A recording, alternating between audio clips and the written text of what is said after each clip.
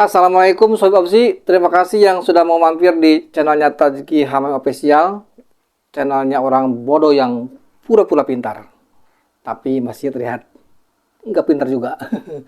Sohib, kali ini saya ingin sedikit mengulas sejarah tentang gazebo yang ditulis oleh Bapak Sudarsono Katam di bukunya Album Bandung Tempo Dulu. Jadi ada sedikit perbedaan dengan kisah yang dialami keluarga saya waktu itu, dan saat itu keluarga saya memang tinggal di sekitar lapang gazebo dan ada perbedaan. Dan di sini saya ingin sedikit mengulasnya.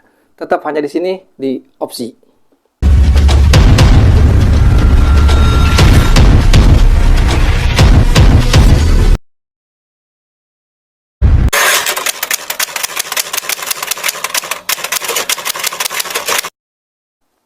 Sohib Opsi, sebagaimana kita ketahui, siapa yang tidak kenal, tidak tahu, apalagi kalau orang Jawa Barat, khusus orang Bandung, tentang lapang gazebo yang letaknya saling berhadapan dengan gedung sate, dipisah oleh Jalan Diponegoro. Jadi di sini saya ingin berbicara mengulas tentang kisah lapang gazebo yang ditulis oleh Bapak Sudarsono Katam dalam bukunya Album Bandung Tempo Dulu. Jadi dikatakan dalam buku itu bahwa lapangan gazebo memang sudah ada sejak zaman dulu, zaman Belanda, dan dinamakan dengan lapangan Wilhelmina, merujuk dari putri kerajaan Belanda, sampai dengan tahun 1950. Nah,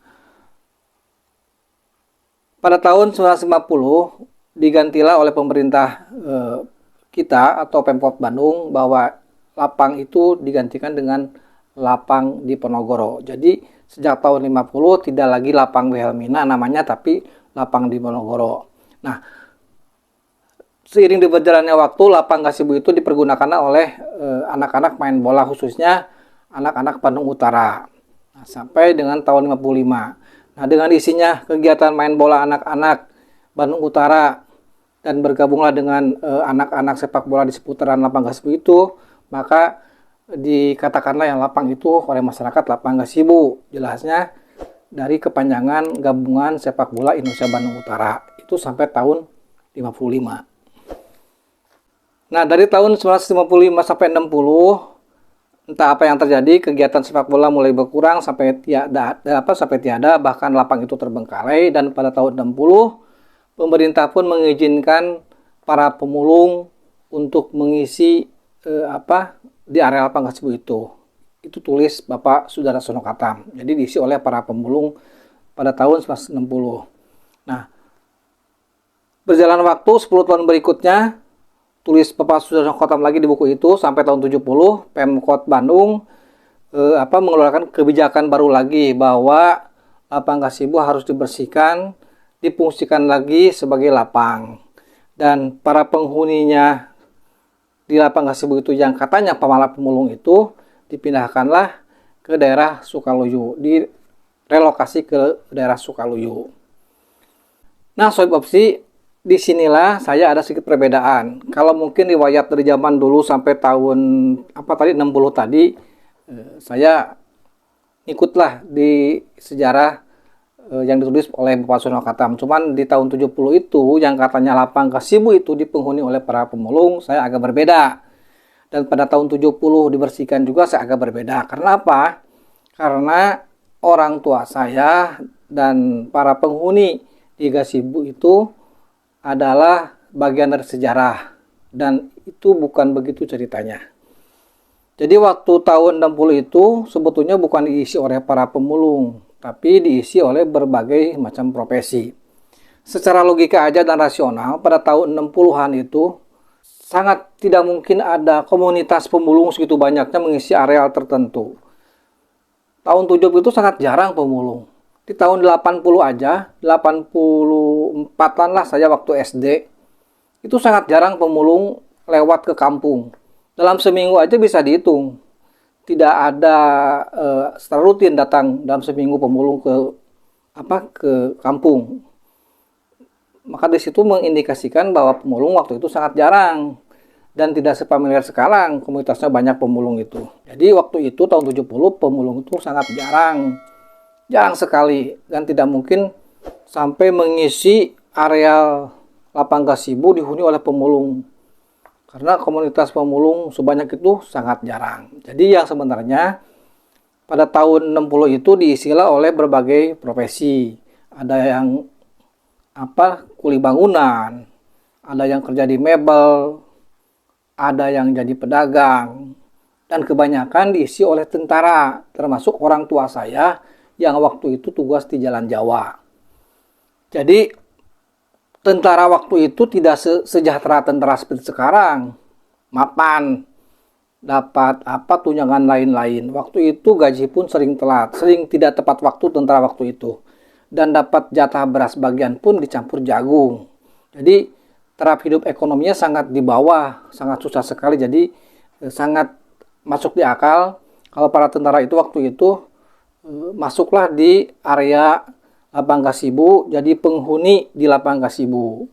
Jadi bukan pemulung sebetulnya yang mayoritas penghuni, kalau mungkin ada saja pemulung di situ. Tapi bukan dikatakan secara global itu diisi oleh pemulung, tapi berbagai macam profesi seperti saya katakan tadi. Jadi Sohib, mungkin ini tidak tercatat oleh sejarah, juga diketahui oleh khalayak umum bahwa kami yang tinggal di situ menyebutnya Kampung Jati 2 karena memang di salah satu sudut lapang gazebo itu ada pohon jati 2 menjulang tinggi.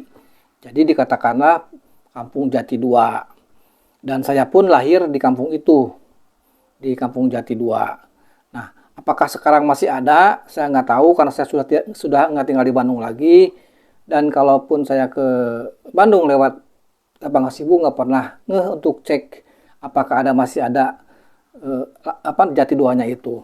Cuman kata mereka yang dulu tinggal di Jati 2 dan sekarang pindah di Sukaluyu pada tahun 80-an kurang lebih itu pohon jati masih ada. Waktu itu mau ditebang katanya untuk pembangunan yang sebelahnya gazebo ada gedung itu, tapi belum jadi juga. Tapi sekarang saya nggak tahu, saya belum mau cek lagi ke daerah gazebo.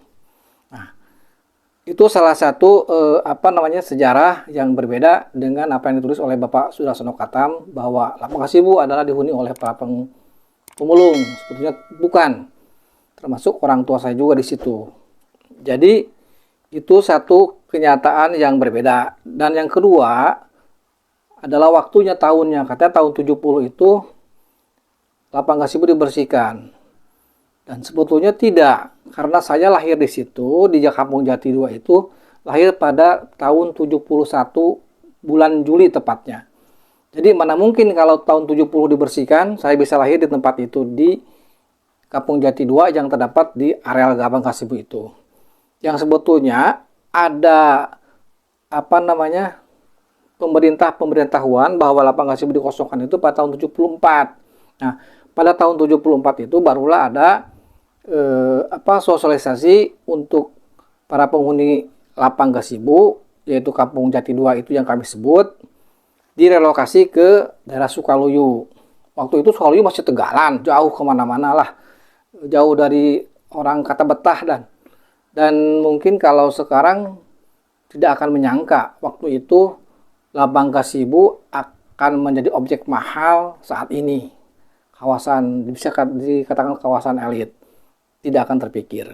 Nah, kalau tidak semua pindah ke lapang gazebo seperti kami, keluarga kami pindah ke Cianjur, tidak mengambil jatah Pemkot Bandung. Jadi kami masing-masing berpindahlah, dan sampai tahun 76 awal pun sebetulnya masih ada tinggal di situ, ada yang tinggal di area gazebo karena memang mereka belum dapat jatah relokasi, ngurus suratnya untuk dapat relokasi di Sukaluyu. Nah, jadi hanya satu sisi sejarah itu saja yang berbeda dengan tulisan Bapak Sudarsono Katam dalam bukunya Bandung Tempo dulu, bahwa penghuni gazebo sempat dihuni oleh para pemulung. Sebetulnya bukan, tapi dari berbagai macam profesi yang saya katakan tadi, dan kebanyakan tentara. Seperti halnya orang tua saya yang waktu itu tugas di Jalan Jawa, tinggal di situ sampai tahun 74 akhir. Dan tahun pun tidak tahun 70 dibersihkannya, tapi tahun 74. Bahkan bersih-bersihnya itu tahun 76. Nah, jadi ada perbedaan lah. Dan saya membuat video ini bukan untuk menimbulkan perdebatan atau konflik. Ya mungkin Bapak sudah katam dalam bukunya itu, dia juga dari narasumber lain yang bisa dipercaya. Dan yang saya ungkapkan dan katakan sekarang ini pun memang dari pengalaman sejarah orang tua saya dan mereka-mereka yang sekarang tinggal di daerah Sukaluyu. Nah, mudah-mudahan dengan adanya video ini, semoga saja orang-orang yang dulu tinggal di Labang Kasibu, yang sekarang tinggal di Sukaluyu, mungkin anak-anaknya atau mungkin orang tuanya masih pada belum meninggal, masih ada, ini jadi pengingat, jadi mengenang lah ya, untuk orang-orang yang pernah tinggal di daerah Kasibu, tepatnya di Kampung Jati 2. Ya, cukup sekian saja video kali ini, mudah-mudahan ada manfaatnya. Akhirul kalam, assalamualaikum warahmatullahi wabarakatuh.